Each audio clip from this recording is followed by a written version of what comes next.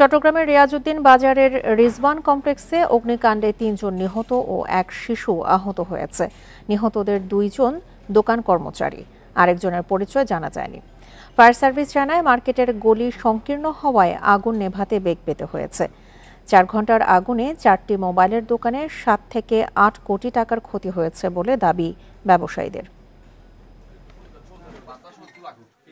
আগুনের লেলিহান শিখায় পুড়ে ছাই সাজানো দোকান, শত শত মোবাইল সেট, নানা যন্ত্রাংশ পুড়ে কয়লা হয়ে গেছে। ধ্বংসস্তূপে কোনো কিছুই আর অবশিষ্ট নেই। কয়েক ঘন্টার ব্যবধানে কোটি টাকা লোকসানে দিশেহারা দোকান মালিকরা।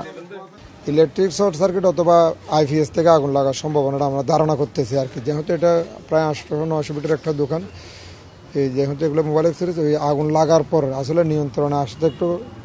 বৃহস্পতিবার দিবাগত রাত 1:30টায় রিয়াজউদ্দিন বাজারের 8তলা রিজওয়ান কমপ্লেক্সের দোতলায় ব্রাদার্স টেলিকম থেকে আগুনের সূত্রপাত। ব্যাটারি, প্লাস্টিকের কাভারের মতো দাহ্য বস্তুতে আগুন ছড়িয়েছে দ্রুত। রাত 1:40 আগুন নেভানোর কাজ শুরু করে ফায়ার সার্ভিসের 8টি ইউনিট।